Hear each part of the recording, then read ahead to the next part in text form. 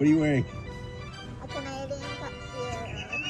Canadian. I'm a hockey player. Let's go Blues. Let's go Blues. Let's go Blues. To all you Blues fans, we're bleeding blue with you. Let's go Blues. Let's go Blues. Let's go Blues.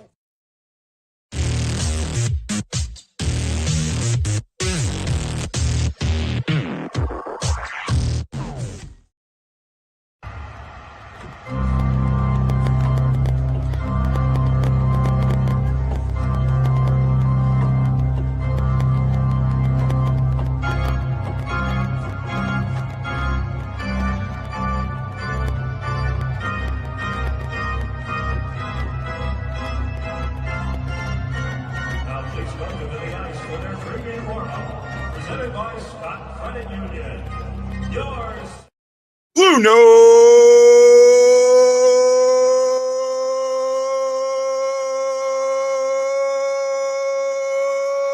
Fan Report. That's right. That's right. We are talking Game 7.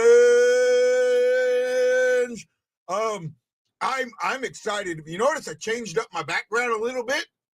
I can reach my arms out now and got more room. The Stanley Cup playoff thing's not like it was before. It's a little. I couldn't. I might play with that a little bit more. But hey, I'm not alone today. Nope.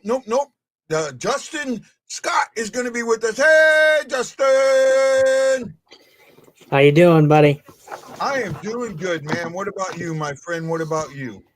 I am feeling good after last night's game. I'm hyped. Going into Game 7 tomorrow night. That's right. I think it's going to be fun. And as we're talking about Game 7s, let's talk about the one that's going on right now. The Dallas Stars are taking on the Colorado Avalanche at home. The game, I just looked, it is still 0-0 with about 11 minutes or so to go in the first period. I want to talk about this game before we get into talking about, what we're going to talk about with the Blues and that. First, I have two separate questions. They might seem like the same question, but they're not. First question. Who do you think's going to win this game? My head says Colorado. My heart. Go ahead. I'm sorry. Go ahead. My heart says Dallas, but my head says Colorado. Okay. I'm going. I think Dallas is going to win this one. I think the home team, in most cases, has a huge advantage, and I don't think Dallas. I get Dallas was the 2 seed, but I don't feel like the pressure is on Dallas here, right? I feel like the pressure is on Colorado. They won a cup not too long ago. Getting Landeskog back and all that. It really feels to me like there's more pressure on Colorado, and for the home team to not have the pressure on them, that's huge. That's absolutely huge, and we'll talk a little bit more about that. Now, my second part of that, my second question: who do you want to win? I want Dallas to win. I think we talked about it last night a little bit. If the Blues advance, I'm looking at the matchup that we could potentially see of Ottinger and Binnington, and I think that's very exciting if you're a hockey fan. I'm dead with you. I absolutely agree with you on that. I want Mackenzie Blackwood. To me, if we get the Avalanche, that series offsets itself because Blackwood's here, Bennington's here. There's an absolute complete separation. So no matter how good their players are, and they've got really, really good players. And I'm not hearing myself in my headphone that good, but I told you I changed the studio, right? So every time I change Yeah. the studio, I change the acoustics of it, and I also don't have my hearing aids in, so I may grab a break and put them in here in a little bit. But so it changes the acoustics of the studio of this area, so it makes it harder for me to hear. And I used to wonder about that, you know. Oh, I'm getting way off base. Let's get back. Blackwood's here, Bennington's here, right? And when you look at their players to our players, it's this, right? Here's our players, right? Here's the Blues. Here's the Avalanche players. Mhm. They're better, and they got a couple all-world 100-point guys, but they're not that much better. And especially the bottom six. Our bottom six is pretty damn good, right? Yeah. Even though I beat up on them yesterday, and we'll talk more about that later. But when it comes down to it, for me, the matchup of you put Oettinger and Bennington, they're like this, right? Yeah, They're they're like, very close. and that really elevates that series. I just think it's better. Let's get into some of the comments. Love the Montgomery background. You can't see it right now. Let me put it like that. There you go. Now you can see it a little bit better. Abs are looking good. Colorado's on a power play right now. Dallas is it's still nothing with 9 minutes to go. Yeah, Guido! Welcome, E. it was a very bad penalty to take by Dallas. They took a 4-minute. He took a cross check on Nikushkin in front of the net. It was a bad penalty. So Yeah. they've looked so all right so far. It hasn't come back to bite them yet, but Yeah. they're still on that power play. My brother lives in Texas, so I'm rooting for Dallas. He says I'm off work till Tuesday. That means he's going to be here for the game. Wish I was. My knees are is trashed. I think he's. Where we go? I don't know. I don't like Dallas. I just think I want the matchups. To me, I'm looking at matchups, and it's not. Oh, I want the best matchup I want the matchup that's going to be the best for hockey, for the NHL. That's what I'm looking at, right? And you look at on the East, right? We can look at, I got my board sitting right here on the East, and we can see that overall they got the matchups that they want. Florida and Toronto, big matchup, right? Big matchup. The reigning Stanley Cup champ against the team that hasn't won it since expansion, right? That's huge. Then you have on the other side the Caps and Carolina. Carolina's been nipping at the bud for a few years, and the Caps they won it the year before the Blues did. Ovechkin on the Gretzky chase, all of that. I think matchup wise, in the East they got exactly what they wanted.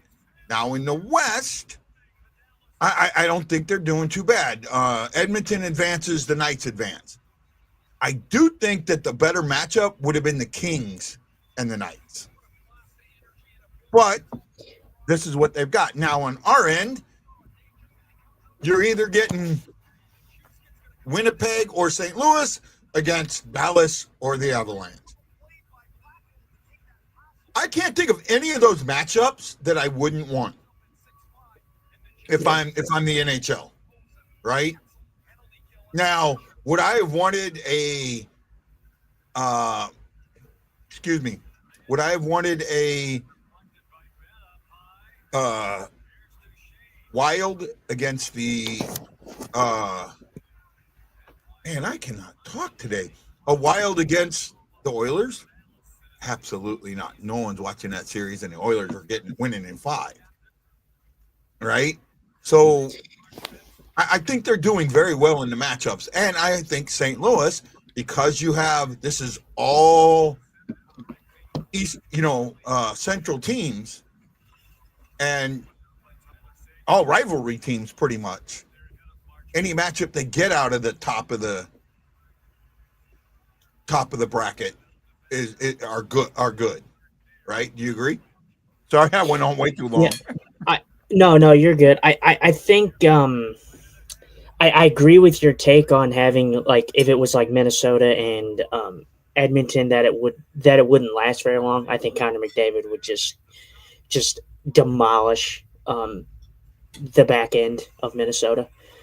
I think I think a very interesting matchup would have been LA and the Knights, but the way I look about it, man, at LA they severely choked that series. Like they could have easily shut out and swept the Oilers if they played how they should have. Um, but the way that they choked away leads and everything like that, it's just it was a missed opportunity for LA. Oh, I absolutely agree with you there. That here's one thing I'd like to see. You talk about the challenge, right? The double challenge. First, they look at it for a good goal. Then they come back and they challenge it for goaltender interference. The one with the Blues, I think it was with the Blues. At first, gets looked at for or there was a goal that there was one period where a goal gets looked at for whether or not it's a good goal, batted out or kicked in or something like that, and then it gets challenged for the offsides. The way I'd like to see them do that, I'd like to see the change. If the league pulls down and looks at a goal, right? The opposing team should have the right to say, "Hey, look at this also." So you're not, because I don't like the double challenge, looking at it one way and then looking at it again, right? Yeah. If it's there, it's there, and I think that whole so I'd like to see more of that happen. And if the league is looking at something for a good goal, i.e., if you're looking for a good goal, was it kicked in or not? And remember, that's the league that challenges that does that. The league should also be looking at other things, offsides, goaltender interference, all of that in one shot. I don't mean to kind of interrupt your point here, but like going back to, I like that point about how you say about looking at kind of the small details of things. Look at the Nathan Walker supposed spear that they claimed. Why couldn't they have said, "Oh, well, he embellished. He should get a minor as well." That's kind of how think about it, like kind of like that in a way. I know we're talking about like goals and offsides and everything like that, but like that's a perfect example. I know. I absolutely agree with you on that. I 100% completely agree with you on that. That should have also been looked at. That I mean, here's my problem. You call a guy for a hook, and then you call the guy for embellishment. Well, was it really a hook if he had to embellish it? Yeah. You know what I mean? But I would like to see, I mean, there's, and this has been on both sides. The Blues players do this. All players do this. It's kind of ingrained in them. And I say it gets ingrained in them once they start getting into the higher levels of hockey. I don't think it's in the lower levels of hockey, but I think once they start getting into like AAA or that the juniors and things like that, when they start getting into those levels of hockey, then that starts getting coached, right? And I'd like to see that kind of go away. And I'll just bring this up as an example. When the St. Louis City first started, they had the B League team, right? The minor league team, the under 18 team or something like that. I forget what it was. And the coach they had, and at the time I was able to, they gave me a press pass and I could do the videos. And I straight up asked, okay, soccer has a bad reputation for the dives and that. What do you tell players? What's your thought? And he straight up was, I find them. And it's not if they get it's not if they get penalized for it or rail car or whatever. If I think that they dove, I penalize them for it. So where it's acceptable in Europe, it's not acceptable here, and it's something that we need to take out of the game. Dallas already got shut down on the first power play out. Okay, I'm getting behind.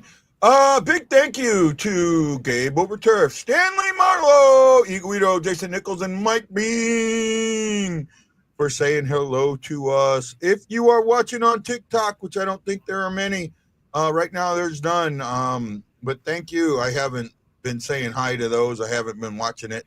I know that, Justin, you're not on the TikTok, but if you are watching on TikTok, you'll notice that I've got my BlueNote Fan Report YouTube link kind of up. Click on that and come over and join us on YouTube. It's an easier way to comment, and it will be better for us. But again, we appreciate you and the total of 9 views that I got. It'll take a while for me to build that audience up.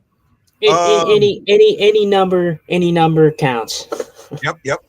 Got to think about it like that. I agree. Okay. Game 7 is something completely different in the world. I think in almost every sport. Maybe. Nope. Might have lost him here. You just got guyed, Justin. I kicked myself out of the studio there for a second. I was like, oh boy. Yeah, no. So what I was saying is Game 7's unlike anything else in sports, maybe not so much in basketball. Basketball is almost unwatchable to me. However, in baseball and in hockey, Game 7 is just, it's almost like when you get to Game 7, that's the NFL playoff. One and done, right? You win or go home, right? You don't have there's no tomorrow, and that just makes watching it even better. Going into tomorrow, I want to know. We'll get into the keys later, but I want to know what your impressions are going into tomorrow. What are you kind of looking forward to with tomorrow? What are you kind of thinking about? What's your mindset going into tomorrow? I think for me, it's exciting to me as a fan, and I may be in the minority here because I don't hear it as much. Like I hear the Blues are for sure going to win. Oh, the Jets are going to win, kind of thing.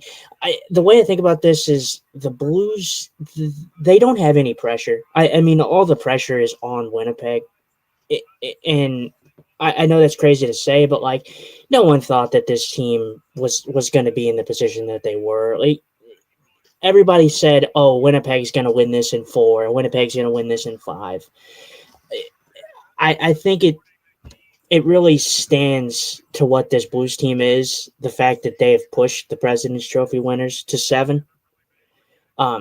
So I continue to say it, and it'll probably be mentioned later, but win or lose, this Blues team has overexceeded expectations, and I couldn't be more proud of that. Yeah, I'm with you on that. So the majority of the media that has gone out and claim, or if they pick the Blues, it's almost all. It was 7 games, almost completely down the market with 7 games. So that doesn't take away from me what this series has been, right? At all. Jason says, Justin, that's how Guy Benson tests his co-host. He drops out and leaves him to lead. How dare he?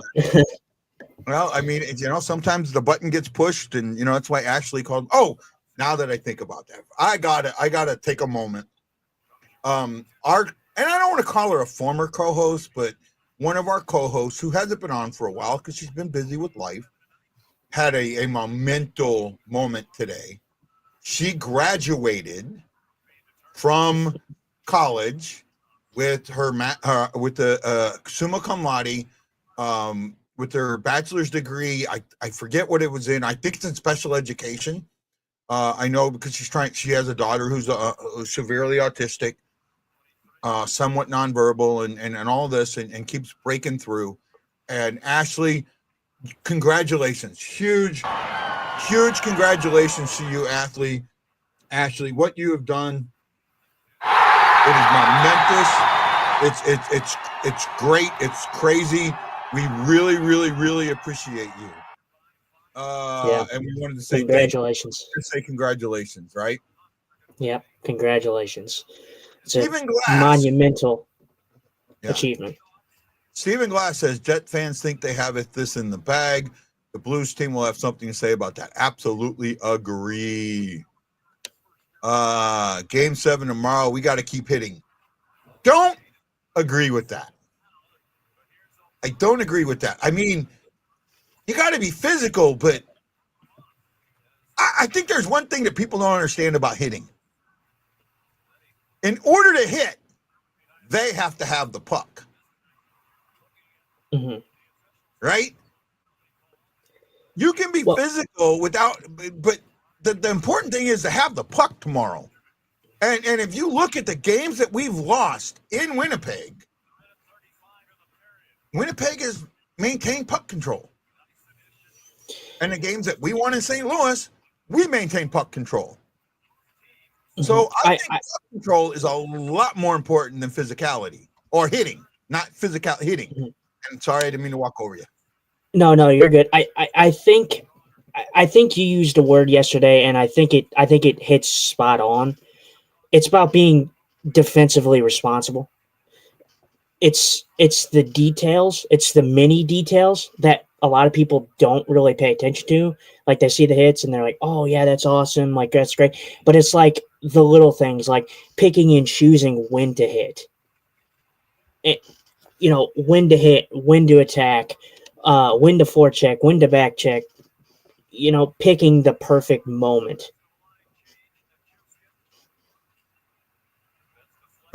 He says, not true. We hit, they don't have the puck. No, well, if you can knock the puck off of them, but again, there's a difference to me between hitting and being physicality and being physical. And I think you can be physical a lot more than if you're just looking to hit. And Stephen Glass makes a really great point here. I don't want the Blues to get out of position because they are trying to make a hit. Right? Yeah, I agree. I agree. And that's what. So this is the end of one, and it is scoreless in Dallas. Right? Okay. Yes, it is. Yeah. I think I don't mean to cut you off. I think it kind of goes back to what I was saying about like making or taking a perfect moment and making the most of it, kind of thing. Like picking and choosing when to lay a hit, when to not lay a hit. Being responsible, like you said, in the right moment. I'm with you. We are definitely on the same page with that one. The one thing that I look at with tomorrow, and so first of all, Game 7s usually go one of two ways, right? They're either very close, low-scoring games like we're seeing now, right? Because nobody wants to make a mistake, or they're blowout affairs. There's no in between. Right? There's no 2-goal lead. There's no 3-goal lead. They're either really, really close or they're a straight blowout. Yes. Unfortunately, in this series, the Blues have not won a close game. No. Right? They've lost basically 3 1-goal games. Right? Even the game, 5-3, that game was an empty net. There was an empty net goal there. There was an empty net goal in game 2, in game 1, in game 2 it was 2-1. So in all actuality, right? The close games favor Winnipeg. I mean, on paper. However, oh, sorry. No, go. I think it's definitely in the numbers that tell you yes, the close games favor Winnipeg, but it goes kind of back to game 1 and 2, how I was, how we were talking before. Like, I truly believe that those games could have went either way. The Blues kind of shot themselves in the foot, especially in game 1 in the third period. If the Blues come out and play a structured, Blues style hockey like we know that they can, that game could have ended up differently. And game two was what, 1-1 in the third period as well. Like, that's a game that could have, been either way. So I mean, the way I think about it is, yeah, they've been close games. The Jets have prevailed, but I think it's more so to the fact of that the Blues were really blowing leads and blowing opportunities in the third period, more so than it was the Jets just being a overwhelming powerhouse. Yeah, no, I'm with you there. I mean, you look at the last game, and so it was on NHL Network this morning again, and I came onto it right after their power play goal that counted, and then I watched the floodgates open, and I think there's something that happened there that I don't think a lot of people understand, right? And maybe they got it a little bit, but not completely. And I'm going to kind of go over it. I think you know what I'm talking about. I'm not completely sure because I think differently, and a lot of my followers will know that. Nathan Walker takes that spearing penalty, that penalty that probably shouldn't have been a penalty, and it's a bad one, right? But he takes it. He goes in the box and they score. It's now 1-1. This game is tight in the second period. Walker doesn't hang his head. Walker goes out there and plays Walker hockey. He is relentless in what he does, and he gets in front of the net. And they had just talked to Jim Montgomery about that, puck control, zone control, getting in front of the net, and getting in front of the net. And that's exactly what happens. Torpachenko has the puck down low. Walker's right in front of the net. He's right where he needs to be, and to score that goal. And this is what opens the floodgates, because he negates the goal that got given, that they scored because he went in the box. Whether he should have or not, different story, but absolutely. Wayne Horder's been a co-host of mine in the past. This is why you play all season. This is why and what you play all season. That Game 7 on home ice has 59% of home teams have won Game 7, but the Blues are a very good club coming into the peg for this game. Winnipeg. It all comes down to which Helly shows up tomorrow. Not completely. I don't completely agree with that, Wayne. I get what you're saying.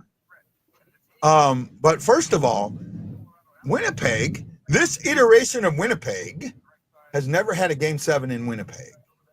And I honestly don't know if they've even played a Game 7. Right? I don't know that this team. I believe that they had not this iteration. I think a few years ago when they played the Predators, I believe they played a Game 7, but I think that was on the road. I know for sure that was on the road. Right. And I believe they won that game. Yeah, but and I kind of get that a little bit.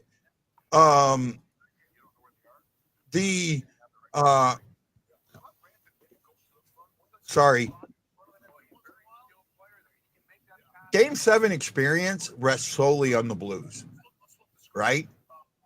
Mm-hmm. Bennington has Game 7 experience. He's 2-0. He has big game experience in the Four Nations face-off, where he beat Hellebuck, right, in overtime. I think that there is some advantages that go St. Louis's way. And if you put it all on Hellebuyck, that I don't think Hellebuyck handles that well because he hasn't so far, right? Secondary scoring, huge deal. I agree, Stephen Glass. Hey, Justin, who is this guy on your show? Who's the what? He can't. So just so you know, Ryan, Justin's legally blind, so he can't see the comments. He says, "Hey, Justin, who is this guy on your show today?" No kidding. I like that. Thank you, buddy. I don't agree with that. Hully has been that bad. If the Jets fans just expect him to be Superman, and the fact that he is not puts him under the microscope, I agree. See, that's exactly what I was just saying, right? Right. I think that you said it earlier. The pressure is squarely on Winnipeg. The Blues have nothing to lose. The fact that they're playing in round one is farther than they were supposed to be. Yeah, I think for me, the way I think about it, going back to the comment about, Hellebuyck, it's going to be squarely. There is a big part of me that believes that this game could come down to the goaltending experience, just like what you were saying about the experience. Bennington gets a lot of slack, and people think that, he's just such a hothead and he's all this and all that. But man, he is a big time goalie. Not even just the Four Nations. 2019, we all know it. He pretty much like solely beat the Bruins in Game 7 in TD Garden. So I mean, granted, I do think, although he was a monumental factor in the playoff round, that Blues team rallied. The Blues have never been a team that has been built with a bunch of like high end superstars like a McDavid, a McKinnon, and all that. But that's because the Blues have never been that bad to be in a particular spot where they're able to choose number one overall. Yeah. I think that they, as a team, I think what's so good about the team as a whole is they're like a blue collar team.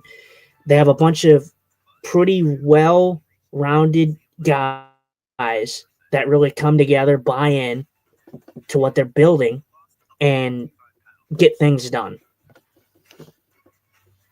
Right. So I'm going to go over something here real quick. The goalies that I'm looking at, right, all of them have played 5 games or more, right, with one minor exception, right? The majority of them have played 5 games, right? They've started. These are your starting goalies, okay? Hold on, let me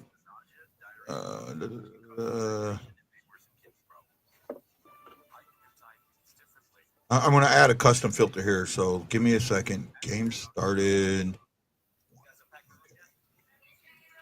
Filter. There we go. So this is the starting goalies that have started at least one game in the playoffs, right?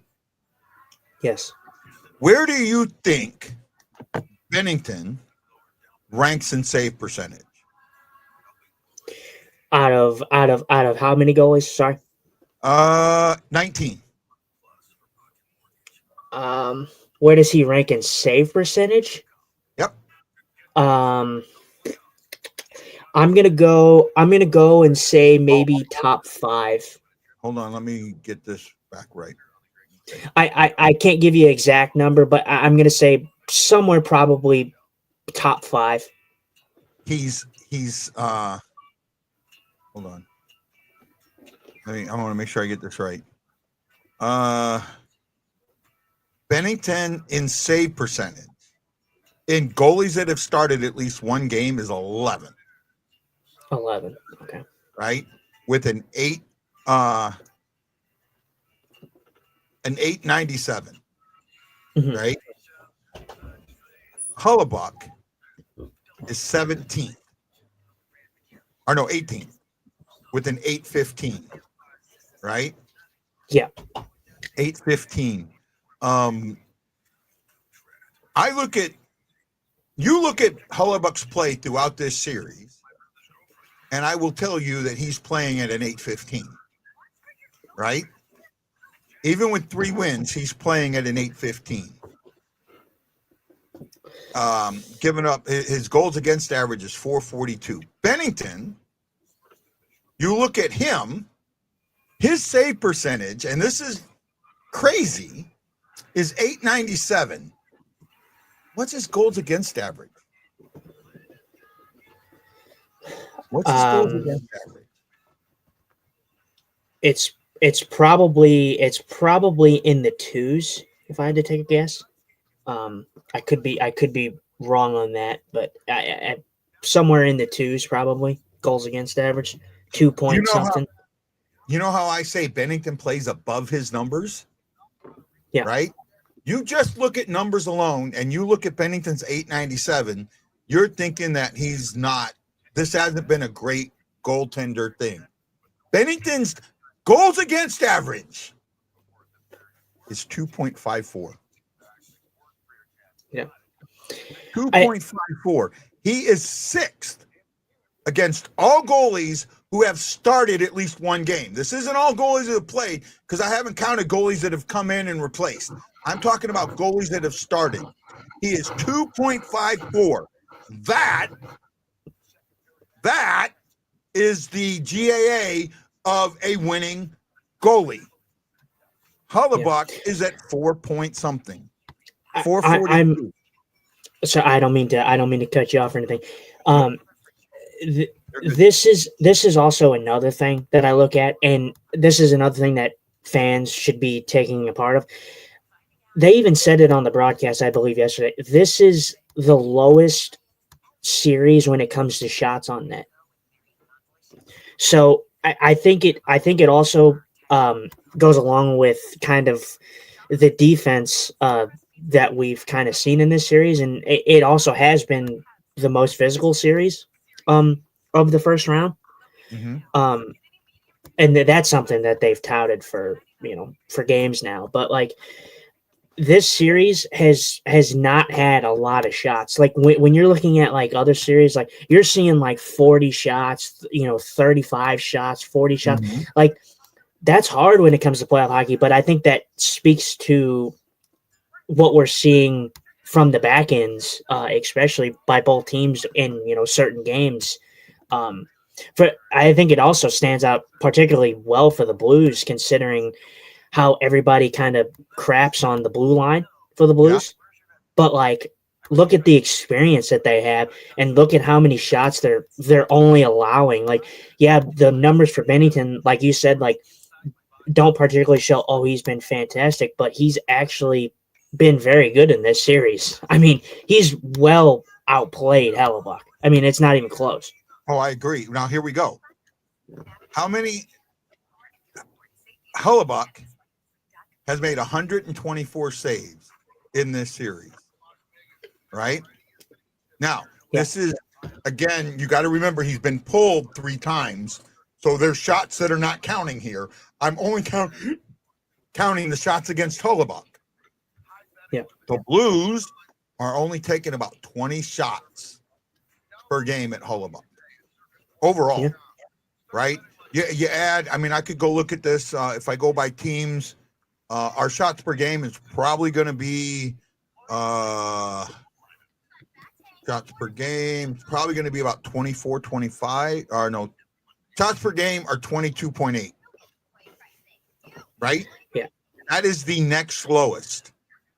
Mm-hmm. Let me read to you the teams that have the lowest, the bottom teams when it comes to shots per game. 16th is the Tampa Bay Lightning at 22.4. The Blues are 15th at 22.8. The Ottawa Senators are 14th at 24.0. The Winnipeg Jets are 13th at 24.5. The Toronto Maple Leafs are 12th at 25.2. But the Maple Leafs also have a 3.17 goals for per game, right? Minnesota Wild, 25.5. Florida Panthers, 25.6. And the Washington Capitals, 27.8. Four of those teams are out of the playoffs, and one of them's about to be. Right? Yeah. Either the Blues or the Jets are going to be out. And the Dallas Stars, depending on, could drop. They're tied at 27.8 with the Caps. They could be out, right? So the majority of the teams that are in that not getting enough shots on net are the ones that are out. Stephen Glass says Hellebuyck is a goalie who makes saves he should make. He's not a high-danger save goalie. The Jets play good defense in front of him and keep teams out of high-danger areas. They haven't done that in St. Louis. AC Generator, my buddy. Go ahead.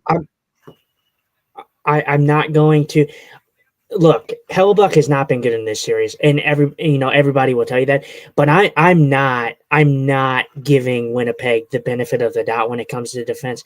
I don't care what anyone says. Hellebuyck is not living up to his $8 million contract. But if you're telling me that the Jets are playing perfect defense and they're good defensively, I don't agree with that at all. I watched that game last night, and yeah, the shin goal was really bad. I think people were crapping on the Torpchenko goal, but look at what happens on that play. Shin throws a pass. Luke Shin throws a pass behind the net to DeMello, and the puck is on in bouncing, and it goes through his stick. And what does DeMello do? He stands there. You physically see him stand there. He's given up on the play.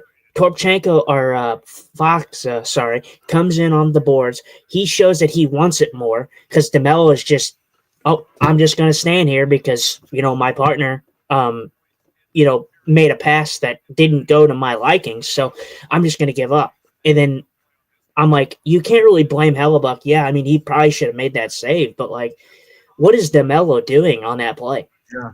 Well, the thing is, I mean, you can't. I mean, they tried to back this up or walk this back yesterday, but Bedard said their coach, I forget who their coach is, Arnell, right? He said, Scott Arnell. Yeah, Scott Arnell. We just played bad. This wasn't on Hellebuyck.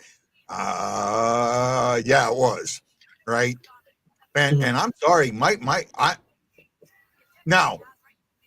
if Scheifele comes back tomorrow, Scheifele's not going to be 100%. There's no way you're going to miss a game and come back and be 100%. So they've got to take advantage of that. And good defensive play here.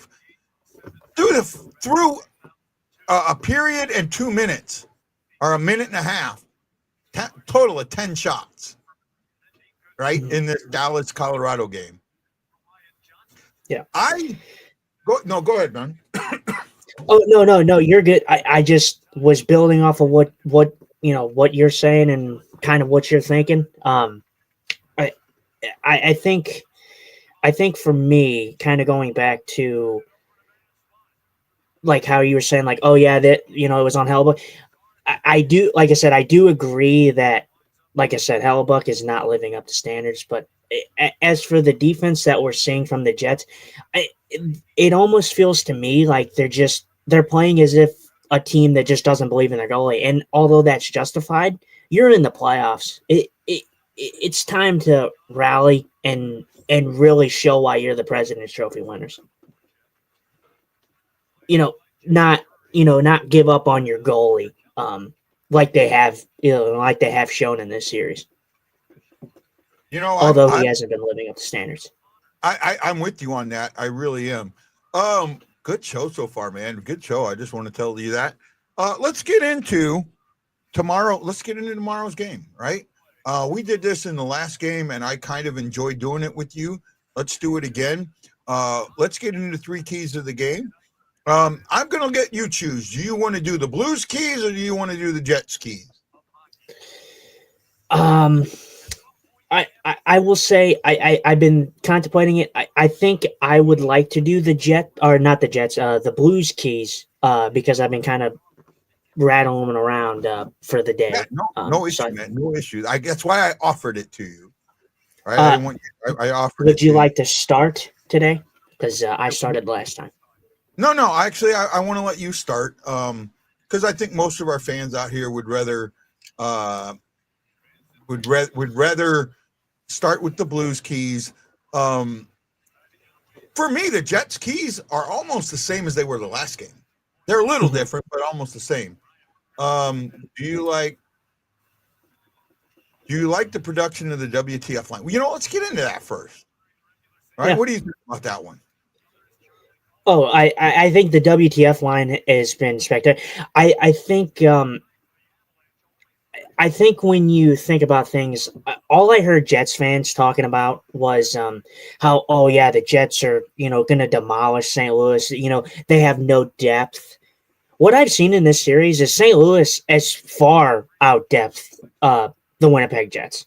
I mean, the line that has done the most damage, is the Kyle Connor line. Granted, it has changed up a bit, giving injuries and people returning and all that. But like Kyle Connor, the Shifley, like the known guys that you expect to beat the Blues are beating the Blues, and their third line has been practically invisible this whole series. I mean, the Adam Lowry line has done absolutely nothing. And then when you think about the fourth line, I think their fourth line performances, by Morgan Barron, he's been impressive. But like when you think about it, the Blues' fourth line has been better than their third line and their fourth line alone, Right. which is concerning if I'm a Jets fan, even if they advance in this series. Yeah, I'm with you. So I want to get back to this. I know I sound like I'm tooting my own horn here. Toot, toot, toot, toot, toot, toot, toot, toot, toot. I got to get a horn. Got to get a horn sound effect, right? Yes, Lance, we want you on, buddy. Anytime. Remember, I talked about this before Bennington talked about this, and it's been talked about a little bit. What similarities are there between this with the win streak and that between this team, the win streak, and 2019? And I said it right away. If you watch the show, you might. I know you didn't see this because I don't think you were following me then, but I had said that it's 3 letters, and it was a WTF line, and this line is very similar to the Shen Barbashev. I remembered his name, Sundqvist line in 19. They're starting games. They're wearing the other team down. They're getting secondary scoring. They're being pests. They're doing the things that you need to do to win hockey games when your top line is being stifled by their top line. Mm-hmm. And this has been huge for the Blues. And now I had said that I think our bottom 6. Okay, let me send you a link, Lance. I will send it on. The link. If you have a link, that link should be good. But I will send you a link on Messenger. Okay. Let me see if I can find you here, Lance. Give me a second.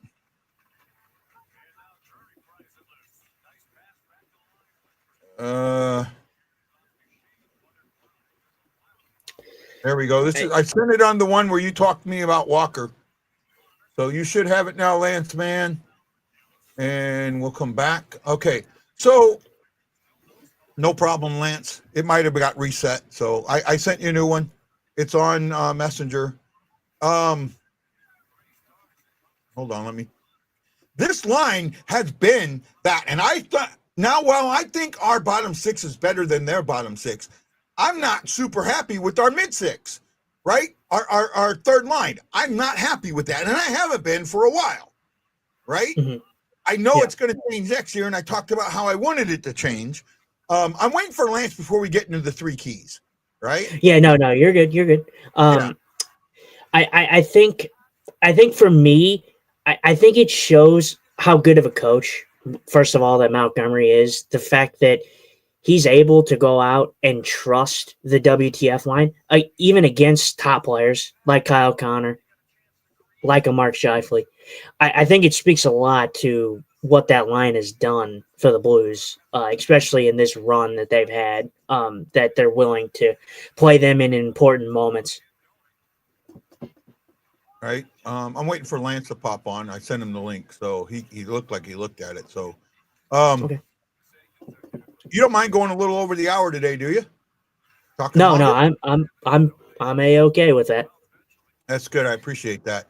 It's been a good show. I mean, I honestly, my dream of this would be to do like a daily 4-hour talk show on top of, but that would be on top of like on non-game days, Monday through Friday, do the 4-hour talk show. And then on game days, do the game style show. Because I think that's fun because I like getting more people involved. In order for me to do that, I would need 100 people watching. If 100 people were watching, I would gladly do that. Black I think. Save. I kind of sort of seen it. Yeah, it was a good save. It was he was kind of out of room, but I mean, it was a great save nonetheless. Yeah, we talked about this a little bit. That was bullshit, and I'm sorry. I'm going to say that. What? I can't believe Montgomery not a Jack Adams finalist. I want to get. I want to do on TikTok maybe do the picture of the Jack Adams finalist and then have that little kid, in the back seat come on and say, "Oh, bullshit, bullshit, bullshit." You know what I mean? You know what I'm talking about? Yeah. No. I completely know what you're talking about for sure. Yeah. Right.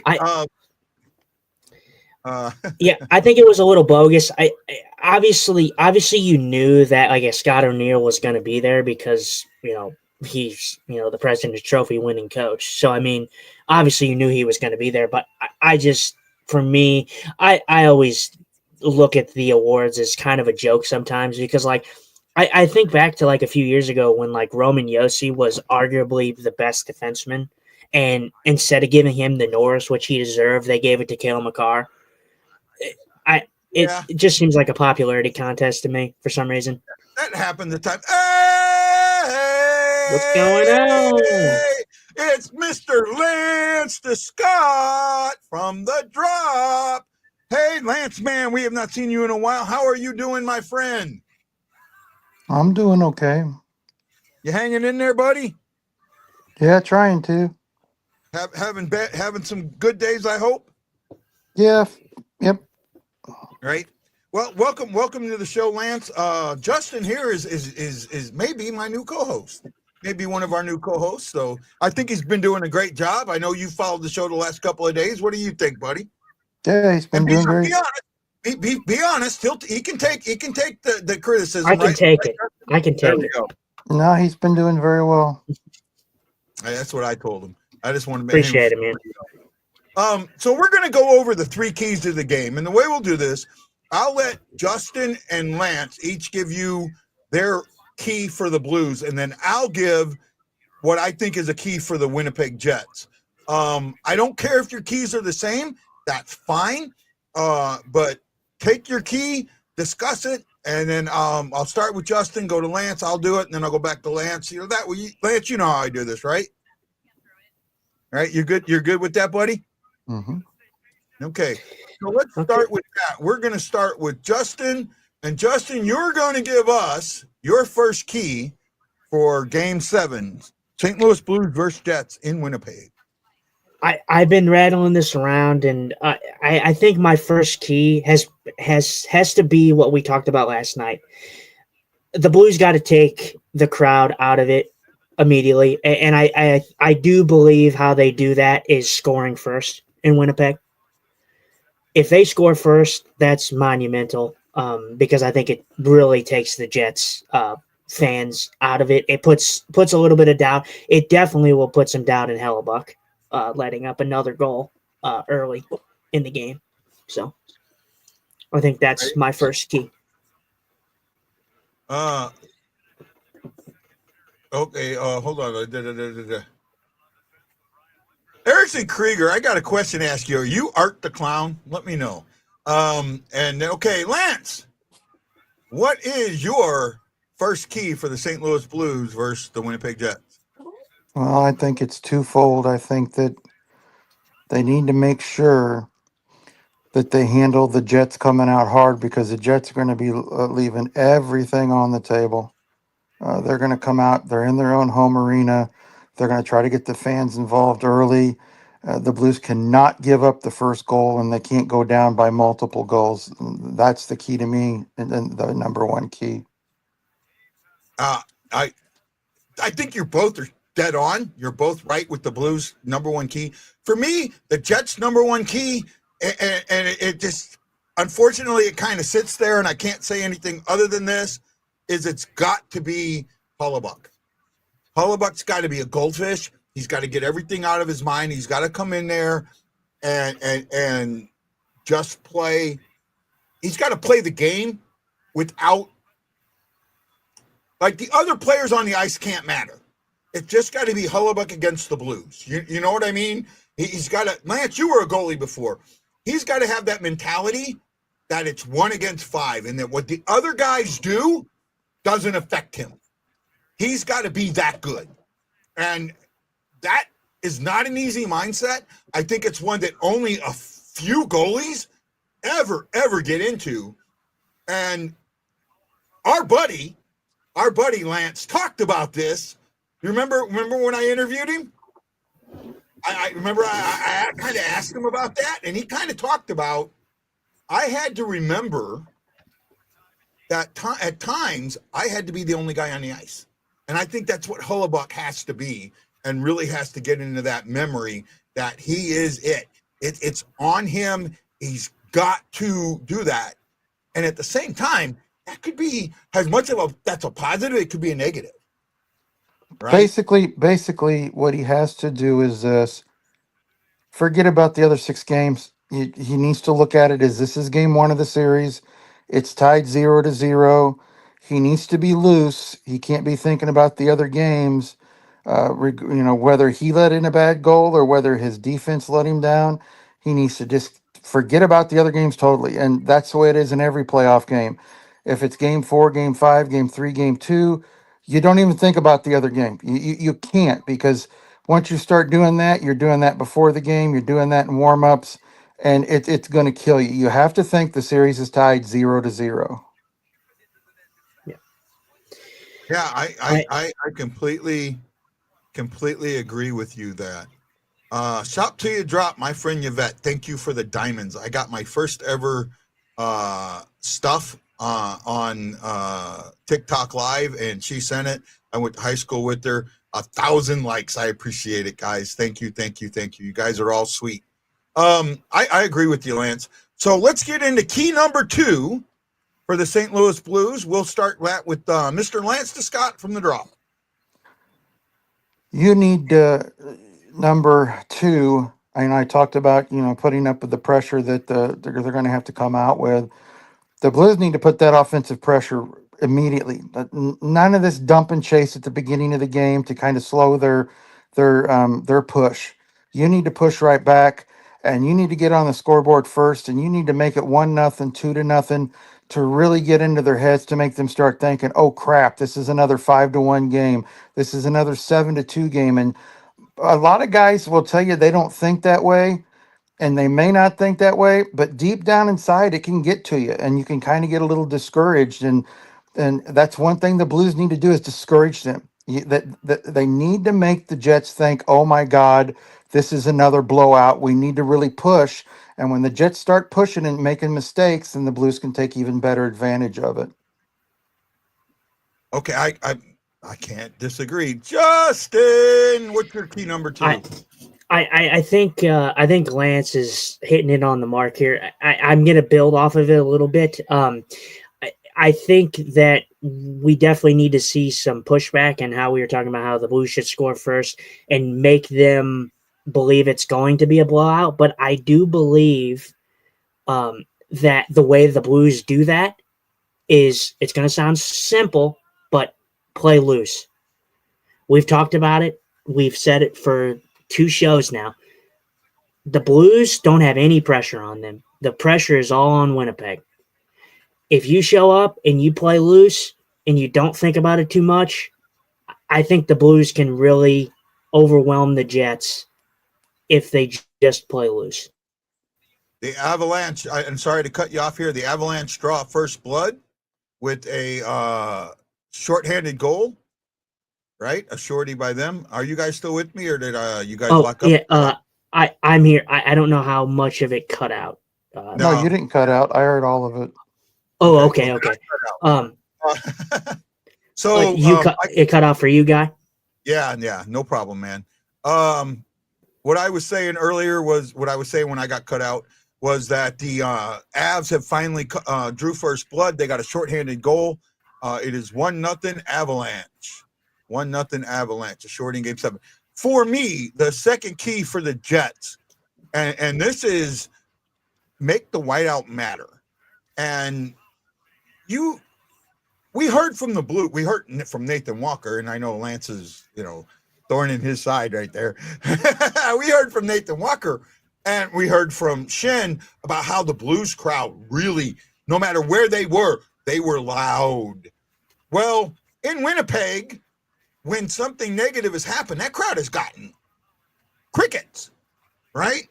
You could hear this. Yeah. You could hear a single cricket in that arena.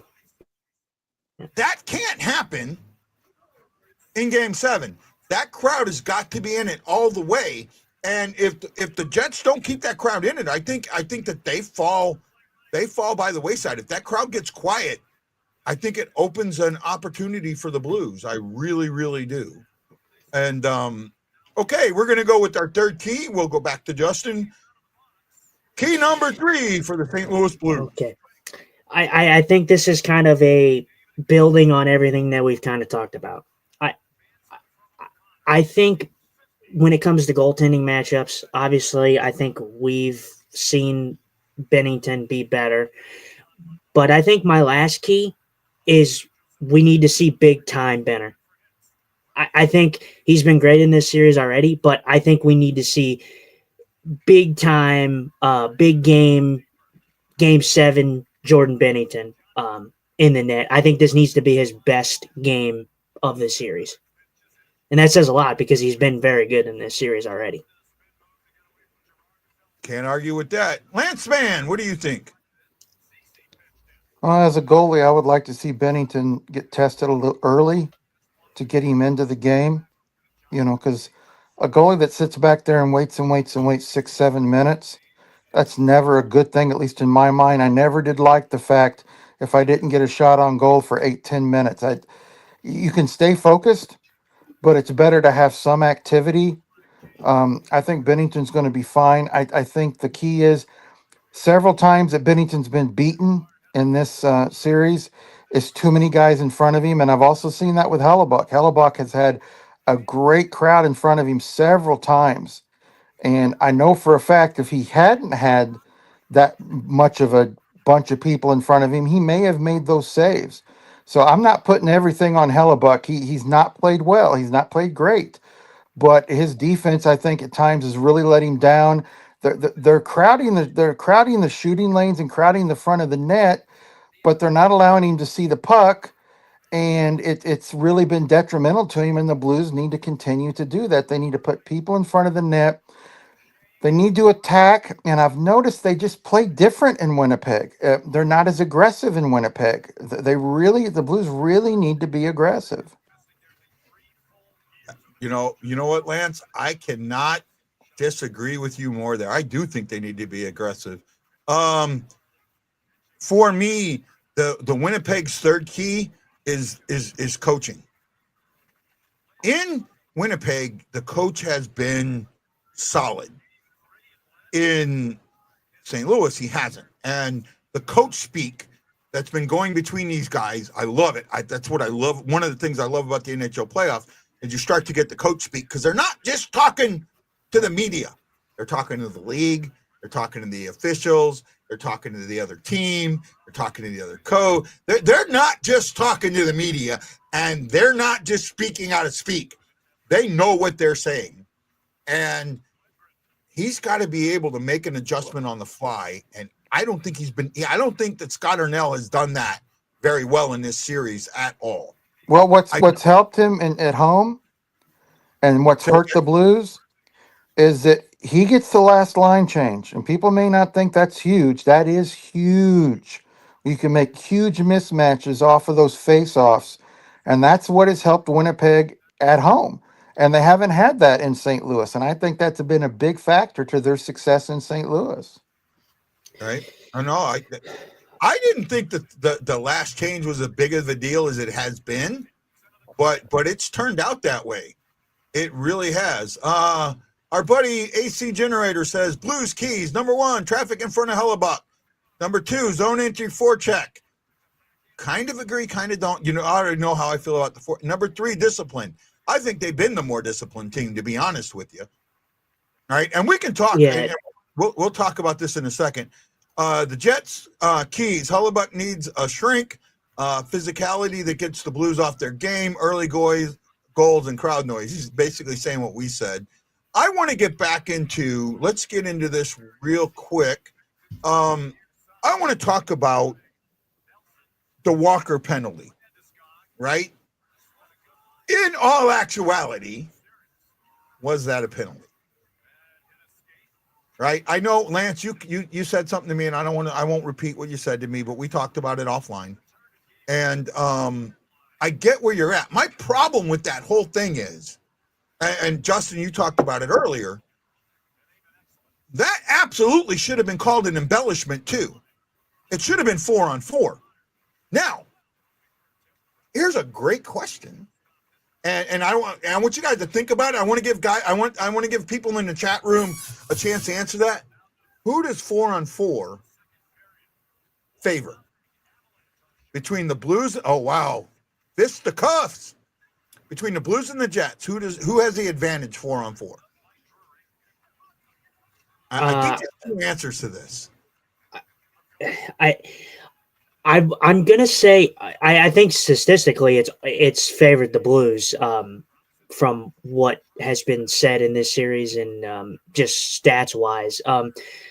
I think a few years ago probably not, but the Blues have been a pretty good team 4-on-4, 3-on-3. When it comes to that, I mean, we're not getting that in the playoffs or nothing like that. But 4-on-4, the Blues have been pretty good in that situation. Because they usually try to wear down teams. I got to stop this real quick. Ashley, you've been tagged because we earlier, and you can go back and watch, put out a big, huge congratulations to you on your graduation from college, on getting your bachelor's degree. I think, and I'm not 100% sure, but I think it's in early education or in special needs. You were cum laude or summa cum laude. I can't remember which one it was, but we just wanted to say thank you and congratulations. And we all here at the BlueNote Fan Report are extremely proud of you. And your co-host spot is always open. And we just wanted to tell you that. Right? Lance, what do you think? Who do you think 4-on-4 favors? I think it depends on who's on the ice. If you have Kyrou and Thomas and a couple other speedy guys, you give it to the Blues. I think overall, I think these teams match up pretty well when it comes to speed, but it just depends on who you have on the ice. If you put 4 guys out there that the Blues that have better than average speed, like Thomas and Kyrou and Snuggerud and Jake Neighbors and guys like that, then the Blues have the edge. If you put other guys out there, then no, they don't. I think it just depends on the situation and what line's out there. Okay, so I think there's 2 answers to this, and I'm kind of agreeing with Lance on this one. For me, I think it's Winnipeg if Scheifele's on the ice, and if he's not, I think it's not. I don't think the Blues have an advantage 4-on-4. Being said, there have been no goals scored 4-on-4. However, when they're 4-on-4, Winnipeg seems to control the puck more. They seem to get shots off, and it just, to me, that's where I'm at. I think that it favors Winnipeg, and that's why even when I'm saying I think it should have been, I think if there's an embellishment, if you're calling embellishment, you should one of 2 things. If you're calling a penalty and call embellishment, that should be offsetting. I don't know if the NHL still does offsettings, but I think they should be offsettings instead of 4-on-4. But if you're calling embellishment, I don't think embellishment's called enough. To me, if you call embellishment, then there's not a penalty, right? Because if they don't embellish it, would you call the penalty? That was my thing. And that was kind of, we can talk about the weird thing that happened. And I understood why it's the way it is. So we'll cover this real quick. Winnipeg scores a goal. The Blues challenge it for offsides. Prior to the goal scored, I saw something in the chat pop up. Prior to the goal scored, the arm went up. Right? Goal scored, arm goes up, penalty. They go back and look at it, and they challenge it for offsides. Now, the goal, it's determined the play was offside, and he was offside by 2 foot. I don't know how the linesman missed that. I do not know. That's how bad it was, right? Yeah. It's challenged for offsides. It's offsides. The penalty stands. The league stance on this is it's after the whistle, if a penalty occurs, then it's a penalty, right? You know, if there's something that penalties can be called after the whistle. I get that. My biggest problem with this is if the offsides is originally called, the penalty that was called doesn't happen. This is not a roughing minor. This is not an after the whistle play that would, you're not going to call a hooking after the whistle. You're not going to call a high stick after the whistle. That's how I feel on this one. And I feel like in this case, that penalty should have gone away. I'm going to go to Lance first on this one because I have a feeling he disagrees with me on this. But Lance, what do you think? If an offsides is called initially, Yeah. then that should be offsides. Unless somebody gets into a fight or intentionally goes over and trips somebody and it gets physical with them, then there shouldn't be a penalty because the offsides is already called. The play should have stopped. So you do agree with me on that one? Yeah. What do you think, Justin?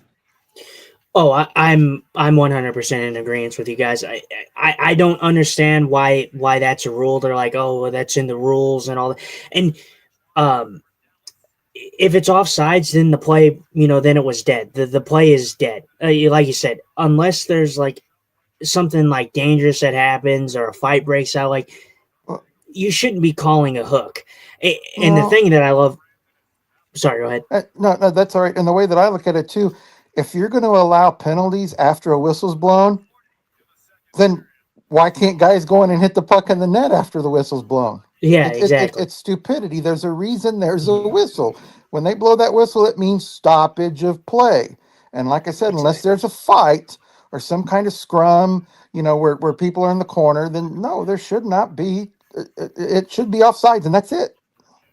Yeah, I'm kind of on with that one. Go ahead, Justin. I don't mean to interrupt you guys, but the thing, I know we're talking about like the penalties and like what should be and what shouldn't be, but let me tell you why like something like this frustrates me, especially with Scott O'Neill and how he's handled things, especially in St. Louis.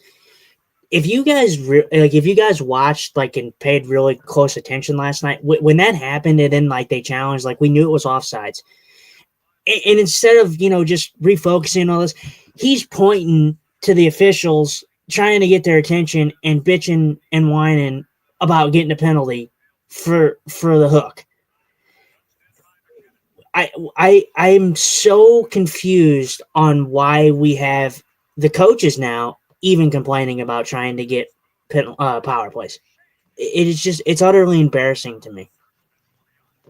I may be in the minority on that one, but I hate that. I think that's what a coach is supposed to do. I think a coach is supposed to advocate for his team. And I think if a coach is advocating for his team, then he's doing the right thing. So I'm okay with that. AC Jenner, I guess he's behind a little bit. Exactly, Lance. If Lowry or Stanley in the box, that's hardly impacting the peg. The Blues power play numbers were really good. They were bad in the last game. They were 0 for 7, and Winnipeg was 2 for 6. So, but for the most part, the Blues have been the better special teams team.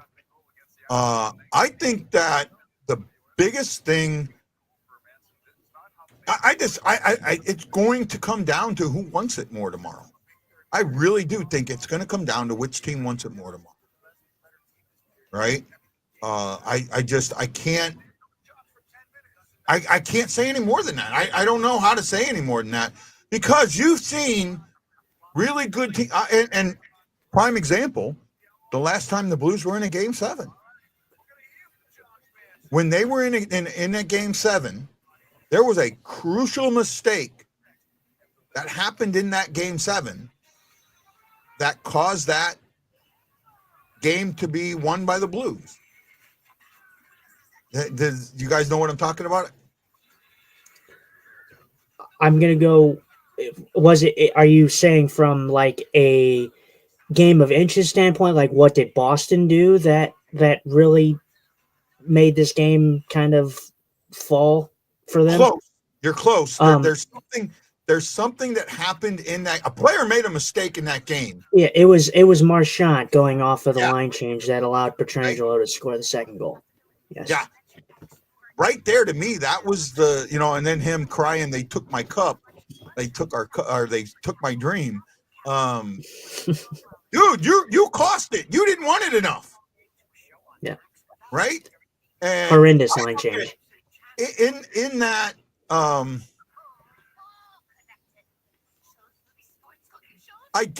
now I do want to say this. I understand the after the whistle rule, but the after the whistle rule, to me, is roughing, game misconducts, fighting, those type of things. That is what the after the whistle rule is for. The hook that happened 10 seconds or 5 seconds, whatever it was, after the offsides occurred, at that point, no, because the play, if the play is whistled the way it should have been, never happens. And that's what I think needs to be looked at. Would it have happened?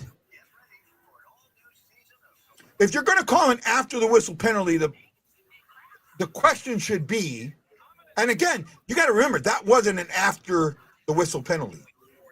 Agree to disagree. Oh, okay. I want to hear, Rob. I want to hear, Bob. Come on. What do you think? Right? I want to hear. I absolutely want to hear. I love when he disagreed with me.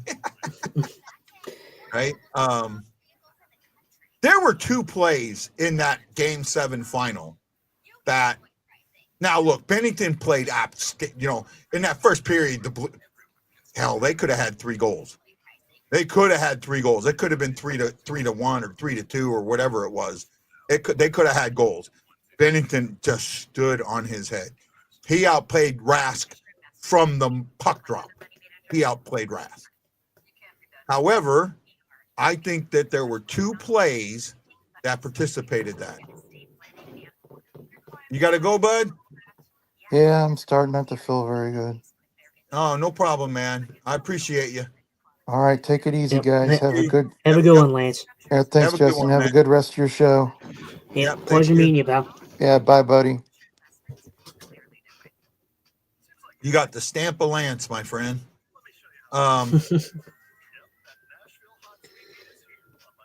Nah, wrong penalty. We're not talking about that one. Man, then literally you're saying if a play is called dead, you can do anything you want. No. Stop. Hold on. My issue here is, I'm not saying that.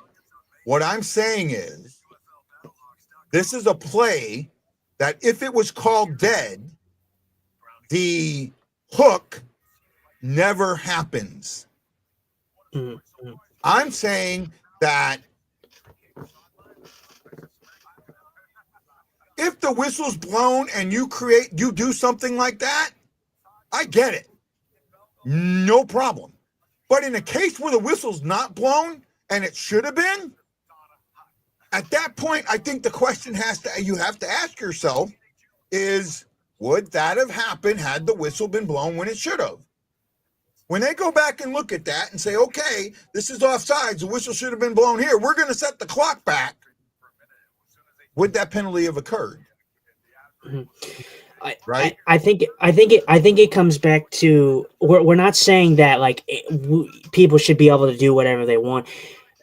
I think when we're talking about like the severity kind of like what happens, like we're talking about like a hook. Like if Justin Falk like pushes Morgan Barron in like freaking vulnerable spots right in the numbers, like he goes head first into the boards, then sure. But we're talking about a hook. The hook it should have not have been called because the play was offsides. So the play is deemed dead at that point. Is what we're saying.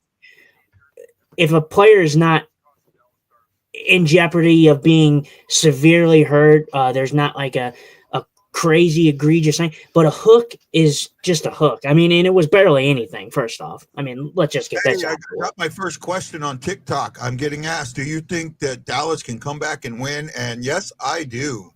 I do think Dallas can come back and win. I really do. I mean, it's going to be a tight game. It's going to be a 2-1 game or a 1. You know, if I hope it's not a 1-0 game, but it's going to be a tight game. But because the ref. Hold on. If a puck is blown dead because the ref loses sight of the puck, and then someone slashes someone around the net, it should be called in. I agree with that. I absolutely agree with that. My issue with this play is, Robert, here's the play, right? Winnipeg comes in with the puck. It is offsides. It's not called. In the process of going down, as he's going down, he gets hooked by Falk and then scores a goal. So a penalty goes up. The goal goes in, and then St. Louis challenges it, so the hand goes down. So no penalty, right? Hand goes down, goal goes in. Then they go back and challenge it. They say that the play should have been off. The play was offsides, and they reset the clock back. Here's my thing. If the whistle is blown at that point, like it should have been, Falk never hooks him. It's never a penalty. That's what I'm getting at. What you're looking at a case of whistles blown, then it happens. Well, and Guy, I want to bring this up too because we've been talking about it. It comes down to, first of all, holding the officials accountable. First of all, this is all avoidable if the linesman has a set of eyes. Like this guy is so far offsides. It is unreal. How do you miss? I am blind, and I could have saw that from the top of the Enterprise Center. I mean, that is crazy to me that you don't see that that's offsides. No, I agree with you. It is absolutely offsides. Absolutely offsides. I 100% agree with you on that. 100% agree with you on that. It was offsides completely. And it wasn't even close. It's not like, matter of inches where they're going back and digging. No, this was, that's offside. We've seen it one view. That's it. Yeah. Yeah, it's not like the Minnesota one against Vegas. You know what? I think we're getting Bob. I think we're getting lost in translation. I really do. I think that we're talking about two separate things. I'm talking about a hook on an entry to the net. You're talking about violence in the game. I'm saying that what I'm getting at is if the ref, I think you have to look at, would the penalty have occurred if the whistle is blown when it's supposed to? That's what I'm saying, right? Go back. If you're going to roll the clock back, you have to ask yourself, this was not two guys going off or one guy hitting another guy after what would have been a whistle. This is a play that should have never happened getting called a penalty. That's kind of what I'm going at. I think we're getting lost in translation, but I really do. I think you're talking about something completely different than what I'm talking about.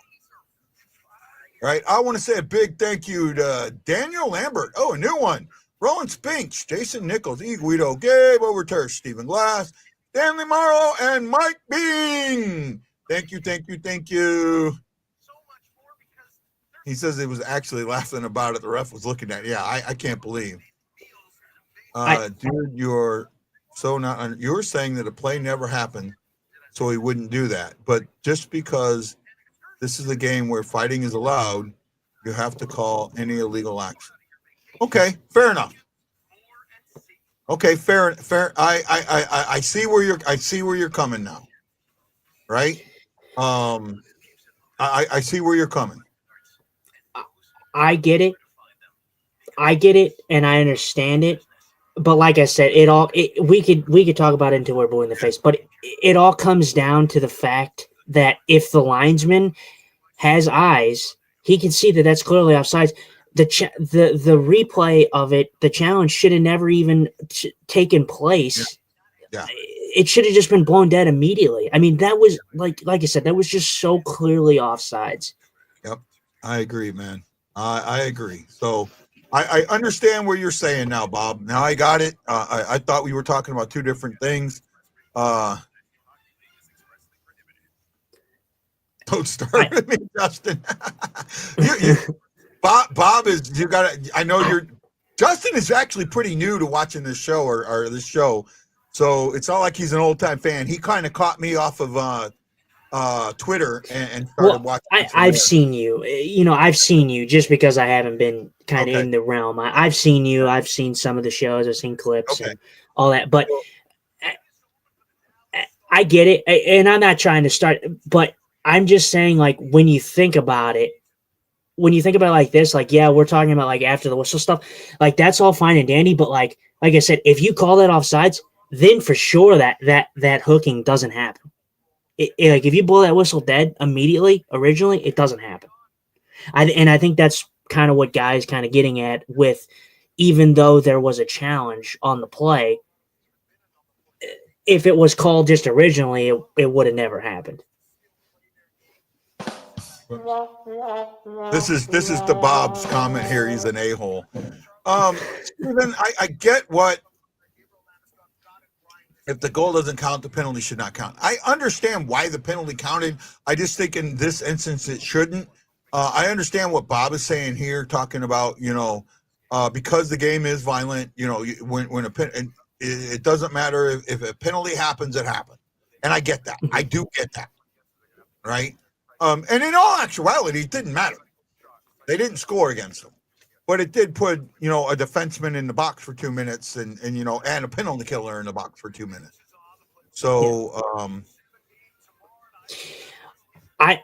for me, like I said, I know we're not talking about that particular thing right now, but like this part doesn't really bother me as much. I mean, I don't really understand it. How we've been kind of going back and forth. My biggest one was the Walker one. That was my biggest issue. If I was to nitpick a call in this game, then I'm just like, that is just unbelievable how you could call somebody like Sundqvist, who gets elbowed, busted open. He gets an embellishment, but then this guy goes down as if he was just gunned down, and no embellishment. Yeah, no. And then you view him on the bench, and he's completely fine. He's just sitting there like nothing happened. Right. I get you, Steven. I don't, man, what a polarizing topic this turned out to be. Either way, we won the game, so F Hollabuck. Yeah. Well, I didn't get to ask Lance this, and I wanted to, but we'll go now. We're at an hour and a half. For tomorrow, what's your expectation and what's your outcome? My expectation is to play how they have to get to the point that they're at now. And what I mean by that is playing a strong team game. I think that's like He froze. I might have froze. am I good? Can you hear me now? Yeah. Cut out. Okay. I think getting, having that team game, and what I mean by that is having, doing what they did to get here. And even before the playoffs, like on their 12-game win streak, they came together and bought in as a team, and I think that needs to be the mindset going into tomorrow. And it kind of goes into my keys. I think the Blues need to play loose. Like I said, they're the team that doesn't have the pressure on them. Winnipeg has all the pressure on them. If St. Louis loses this series tomorrow, Yeah. the Blues fans should not be angry. Blues fans should be cheering for this team all the way because they have shown that they can hang with the best. Yep. Or supposedly the best. I say supposedly the best because I'm going to be the Blues homer for a minute, but I'm not the biggest Winnipeg Jets guy. Yeah. But they have shown that they can hang with the top teams, and I think that's huge. I agree with you. Go ahead. Go. No, you're good. You go ahead. You can build on it, and I'll give you what I believe is going to happen tomorrow, like outcome wise. Okay. So my expectation, I'll go with my expectation, then give what I think is going to. My expectation tomorrow is that both teams are going to come out and won it. It's going to be the Mike Tyson quote. Everyone's got a plan till you get punched in the face. And it's going to come down to who gets punched in the face first and what the plan is after. So if Winnipeg scores first, what's the Blues' plan after? If the Blues score first, what's Winnipeg's plan after? And I think that that's going to play a huge role in how things play out. What's the plan after you get punched in the face? And so far, Winnipeg's been punched in the face 3 times, and I don't think the Blues have been punched in the face yet. I really don't. No. I think the biggest test that they have actually faced was that Game 5 because we've talked about it, and I don't want to discredit Winnipeg because they're the President's Trophy winners, but I think we hit it on the head when we talked about Winnipeg. The only game that they've really won in this series is Game 5. I mean, Game 5 is the only standout game to me that's like, oh wow, the Blues were significantly the worst team in that game. Yeah, I agree.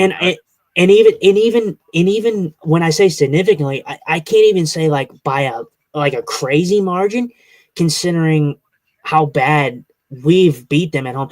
I don't think I've ever seen a team in another team's head as much as the Blues and the Blues fans were when they were in St. Louis playing Winnipeg. Winnipeg, they did not handle the adversity well here, like at all. Right. Yep. AC Jet doors come off the Jets like a 737. Canada loses their mind. What? How many Canadian teams are out? Oh, Avs are up 2-0. Ottawa's out. Canadians are out. I believe that's it, right? Toronto. There was 5 teams in it, 5 Canadian teams in it, right? Yeah. So Toronto's advanced. Well, they're going to find out with Winnipeg. So, Winnipeg. Yeah, obviously. The Oilers advance. So 2 in, 2 out, and we'll find out what happens tomorrow. No, I'm seeing your comments right there. I just didn't show them. I don't always show comments there, Jason. I try to, but I don't always get them. Your comments are showing up, right? Still trying to figure out TikTok. There he is. Big game, Nathan McKinnon. Yeah, that's kind of scaring me right now with them being up 2-0. Now and I was kind of thinking that the Stars could kind of crawl back in this game because this is kind of the game that the Stars want. The Stars are capable of scoring, but like the Avs are a more offensive power team, so like they can kind of outscore their issues. I kind of think about them more like that's kind of how I feel about Edmonton. Edmonton outscores their back end issues. Yeah. In the West, right, or in the West, in our conference, there's only one team that I think the Blues will have a hard time beating in a 7-game series. All right, and I know, especially the way they're playing now, right? The way everyone's playing, what's going on. There's only one team, and if Holloway was here, and I will say that with Holloway here, especially, I think there's only one team that would give the Blues, would really be hard for the Blues to beat in a 7-game series. And then there's a couple of teams that I think game 7 goes either way, right? But for me, the Avalanche are that team. Even with us being that much better than Blackwood, with Bennington being that much better than Blackwood, I just feel like, because we see them enough, because they're a rivalry, that's a tough game, right? That's a tough game for us. And we couldn't beat them. We couldn't beat them even when they said everybody, and we needed to win one game to get into the playoff, right? So that I will say that Dallas and Edmonton, and maybe the Kings are teams that I think game 7 goes either way. Almost every other one. Okay. Well, I was seeing them. Every other one, I look at the Blues win that game in 6 or 7. I don't think we're going to sweep anybody. No, but I think that in a 7-game series, other than the Avalanche, I think we can beat any team in a 7-game series. I'm gonna agree with you partially to the fact that I don't think that there's many teams that the Blues couldn't beat. I will say that although the Avalanche, they're star-studded up front and all that, I truly think where it lacks is for Colorado is obviously I think their goaltending.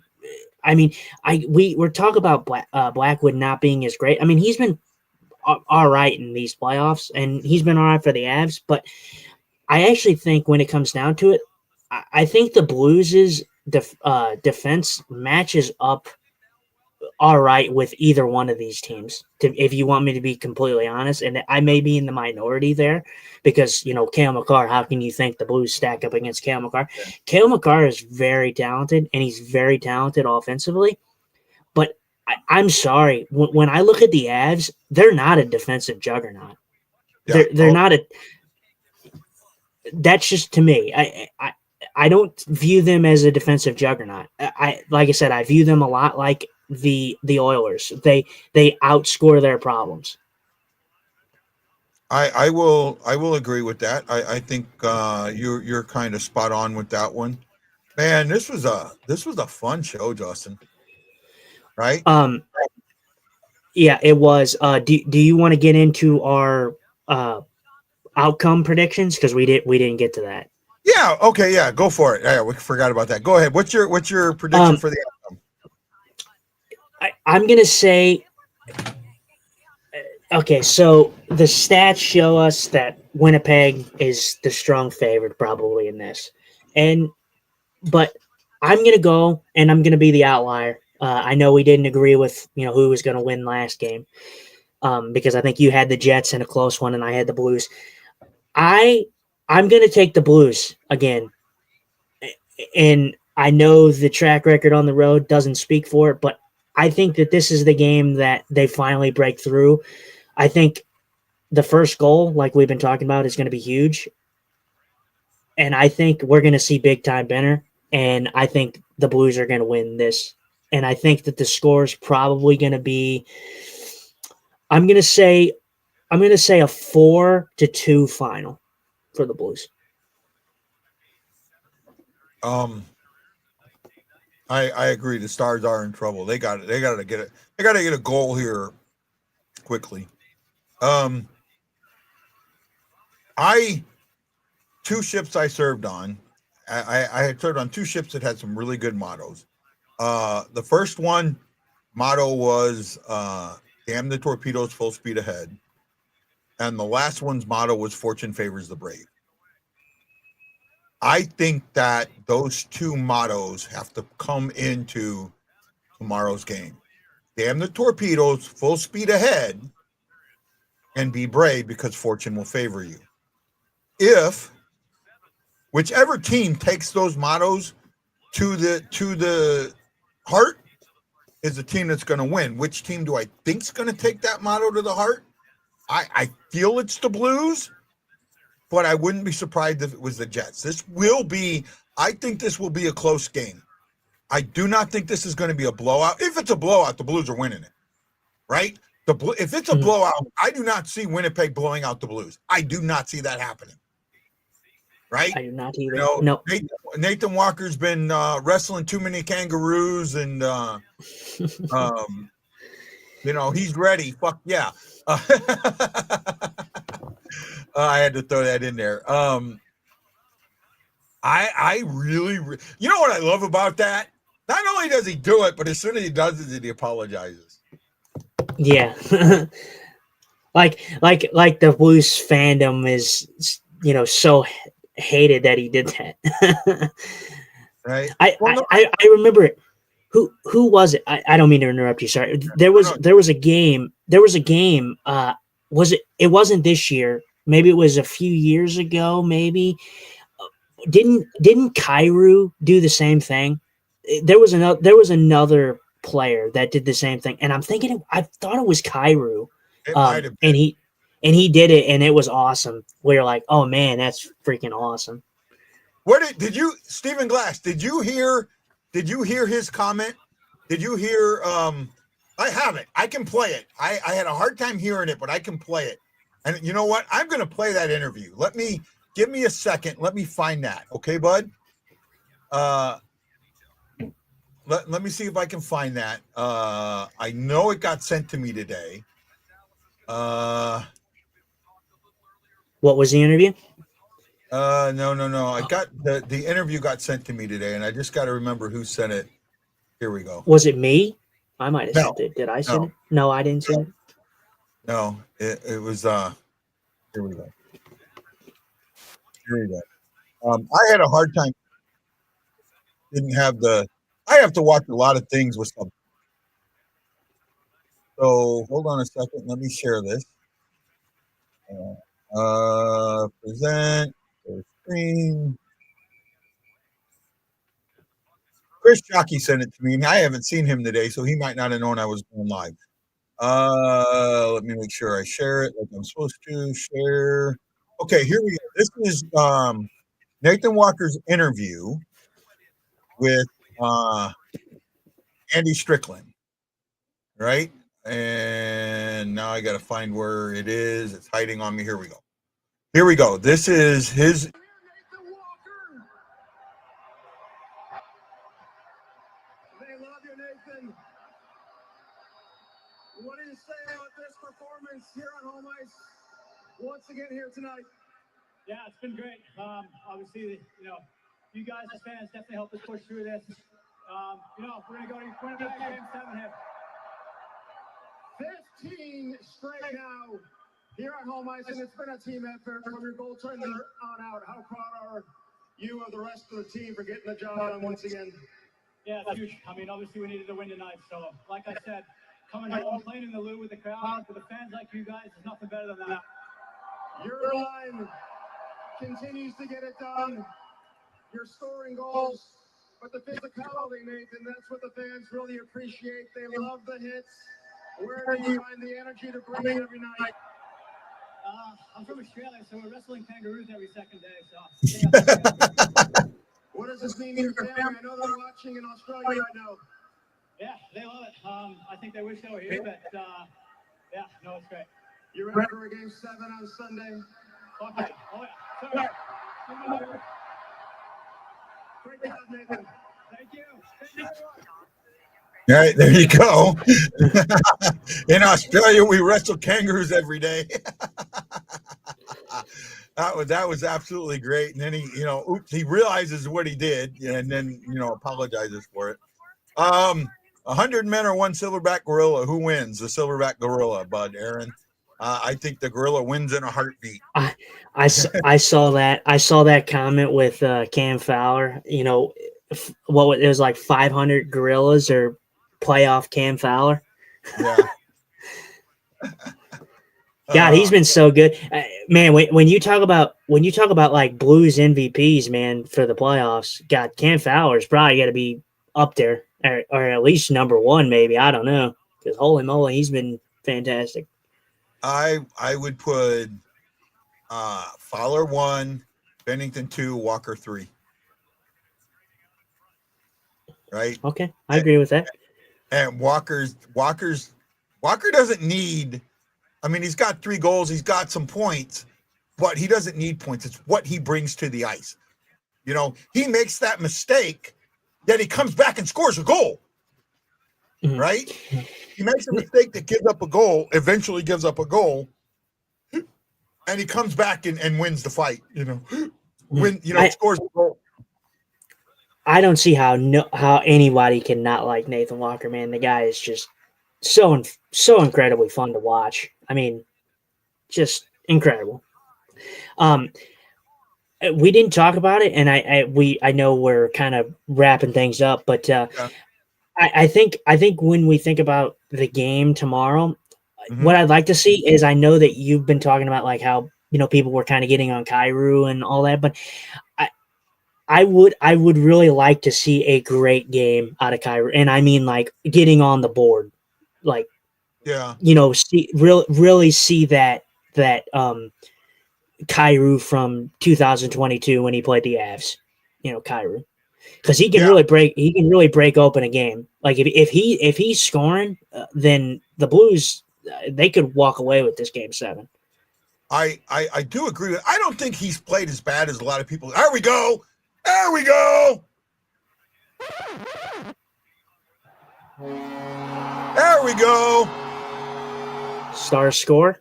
Dallas did. Oh, little behind you. Yeah. Or quite a little bit behind you. Yeah, Dallas scored at the 12-11 mark. Nice. Rantanen against his old team. That's good. Walker's my guy. He's I look at I did a collab show with the guys from the St. Louis Blues fan podcast or whatever. I don't know if that's one that you've listened to or watched. We did a collab and we talked about the Blues MVP, and I said the Blues MVP for this season was Walker. And the reason that I said that, I remember right before the 12-game winning streak, Walker came out of the lineup and they just played crap. He comes back in and we have a 12-game winning streak and he doesn't come out, right? He is the, oh, wow, that was close. He is the 2011, or was it 6? Might have been 6. 2006 version of the Cardinals, David Eckstein.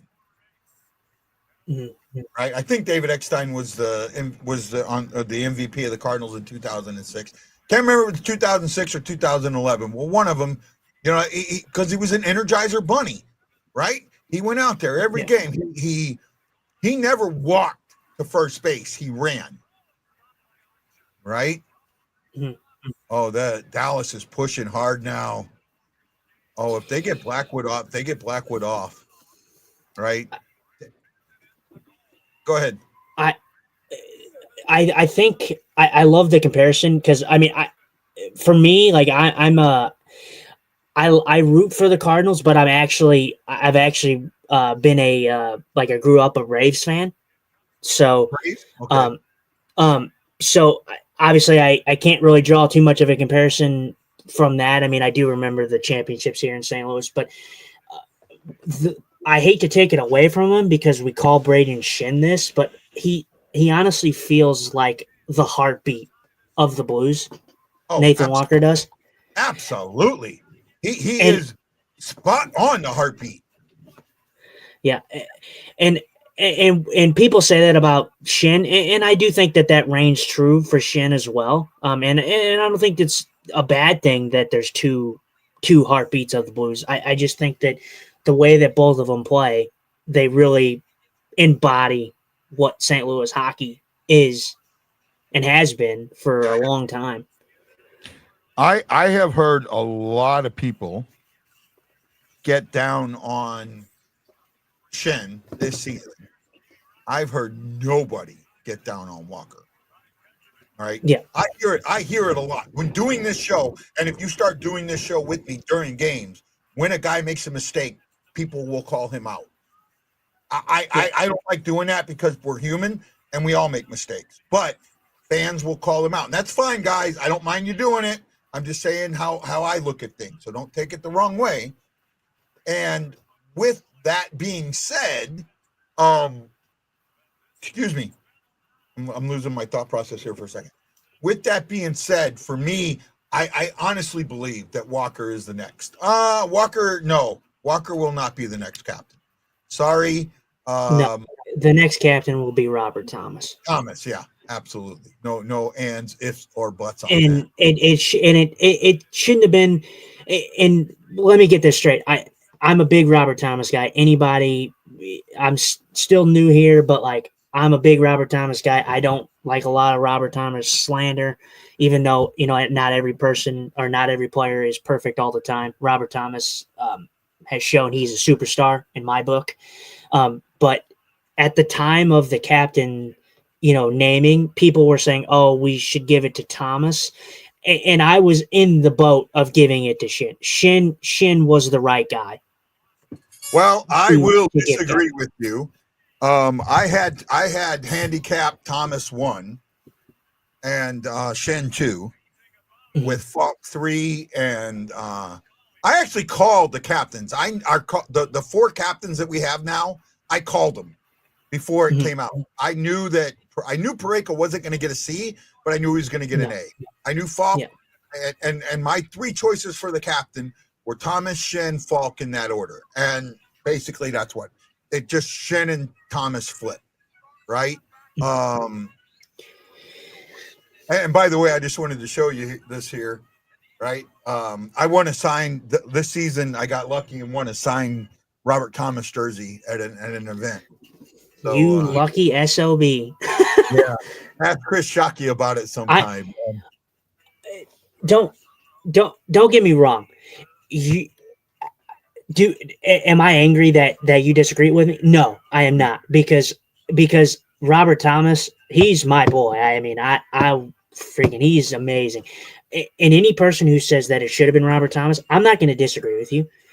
Yeah. But the way I think about it is Braden Shin, he has been here. He's been here, and he doesn't have a crazy amount of time left. I mean, I still think there's probably some in the tank, and it's not something like where we're going to be talking about him, retiring as soon as possible. But Robert Thomas, he is what, 25 years old, right? 26. 25, 26, 26. Okay, so he's a little older than I am. So I mean, he's he still hasn't hit the prime. Usually your prime is more like 28, 29, 27 even. Our next captains and assistant captains are on this team or will be on this team very, very soon.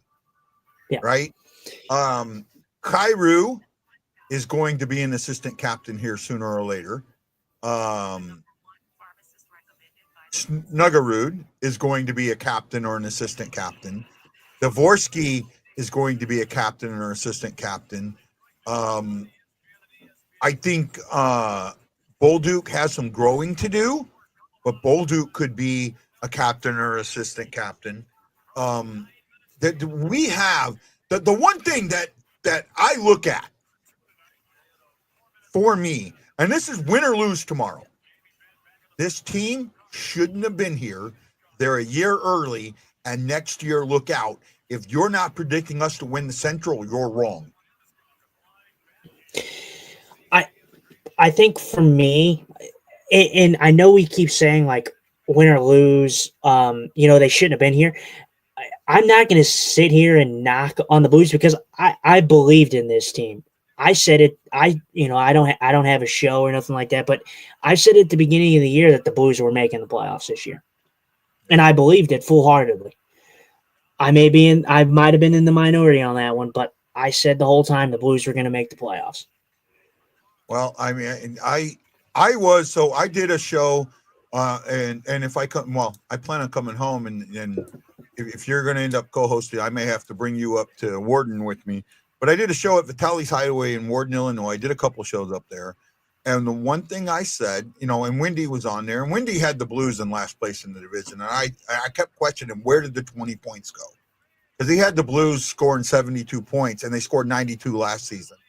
And I kept asking, where did the 20 points go? Because I didn't see it. The 20 points were all in they were all in Bannister. But I felt this team was 5th place and we're going to challenge for a spot, but I thought it was going to be 4-4, that the West was going to get 4, or the Pacific was going to get 4, and the Central was going to get 4. Right? Mm-hmm. I didn't see the Central being as good as it is, and I didn't see the West being a little weaker, or the Pacific being a little weaker than what it turned out to be, right? But Calgary, when you look at it, Calgary had the same amount of points as we did, right? So it could have very easily been 4-4. I think for me, right, I think what kind of throws a wrench into the plans of kind of what happened was Minnesota. Minnesota was not, like, no one projected Minnesota to be actually anywhere near the playoffs. I know for most people that I saw, Minnesota was out of the playoffs, and I think that threw a wrench in the plan, the fact that they ended up being as good as they were. Them, and then I think people saw Utah. A lot of people saw Utah being better with the move, thought the move would help them. I didn't. I kind of had Utah. I didn't either. Who was 6th in our division? I'm trying to remember now. Winnipeg, Nashville. That was the other wrench. A lot of people had Nashville winning the division. I had Nashville winning the division. I'm telling you this right now. I don't want to toot my own horn, but I did not. Toot. I did not have Nashville. I was in the minority when everybody jumped on the Nashville bandwagon, and I will say the bandwagon because I saw all these guys come in, and yeah, realistically they should have been good. But I even said it. Nashville last year when they snuck into the playoffs, that was just a complete Cinderella story. I mean, that was just, they weren't going anywhere. By the way, hold on. Are you ready? Yeah. Power play. Dallas. Go! 2-2 Dallas. Nice. Dallas is winning this. Dallas is winning this. They're finally getting the crowd back into it. Yeah, Dallas is winning this. No, I think too many. It turned out for, oh, wow, what a goal, too. What a goal. That's 2 goals. Rantanen scores again. Oh, wow. I didn't see it. I thought he actually zipped it around, but he actually gets it off of Girardi's skate. Yeah, that's crazy. Huh? Yeah. But you got to give it to him. That was the perfect play to do in that place, right? Yeah, play to do. Rantanen on hat trick watching Game 7.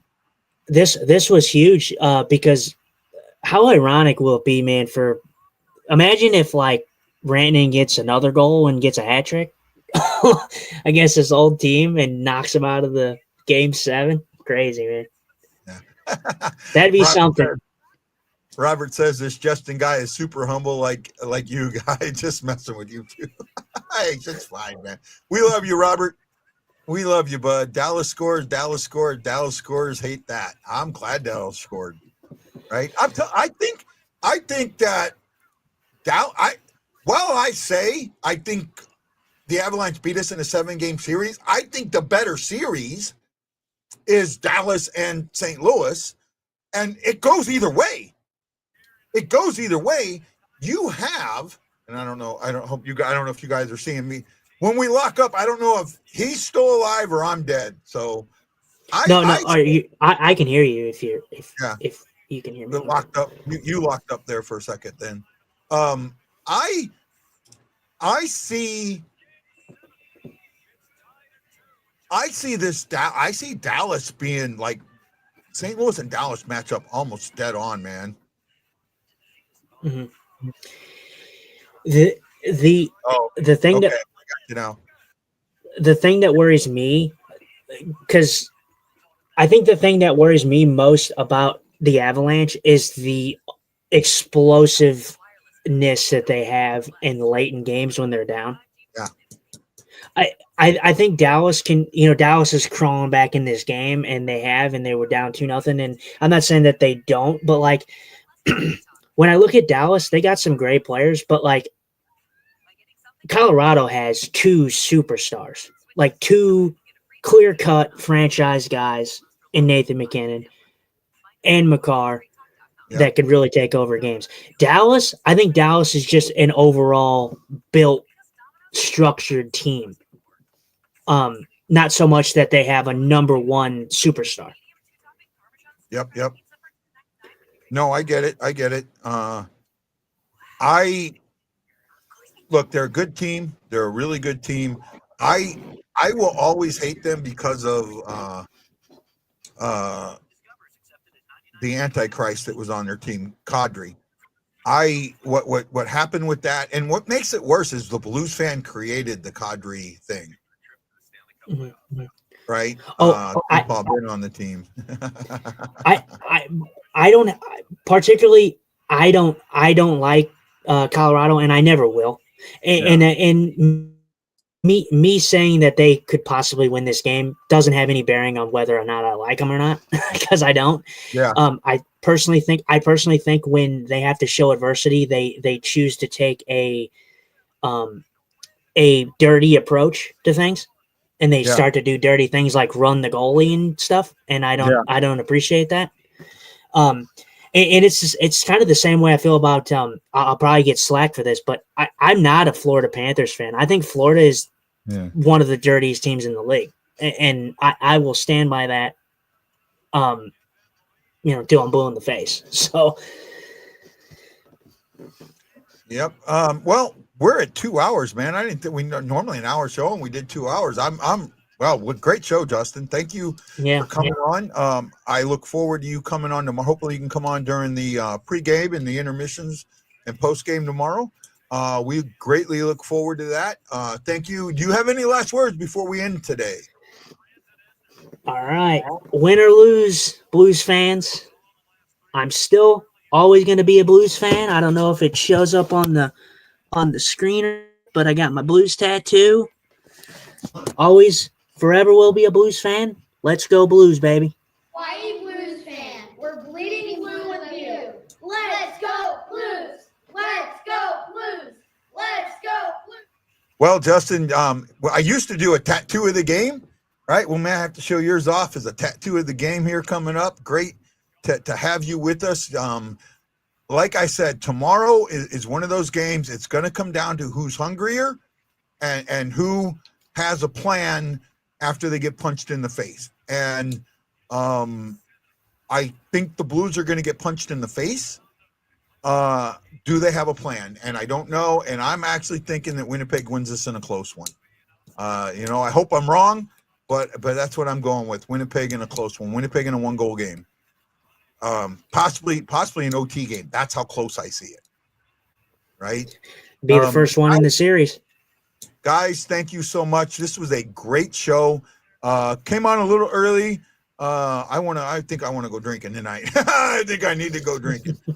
Right? You're going to drive me to drinking if you don't stop driving that hot rod Lincoln, the hot rod blues. All are going to drive me to snooze. Okay, guys, I love you all. Justin, thank you. You know what? There's only one way that we end this show, and we end it by asking the boys, hey, boys, where are you? Oh, boys. Hawaii Blues fan, we're bleeding blue with you. Let's go Blues! Let's go Blues! Let's go Blues! Well, that's our boys, and this is Guy and Justin saying aloha mahalo, and thank you for joining us on the Blue Note Fan Report. We'll see you tomorrow for Game 7. Aloha!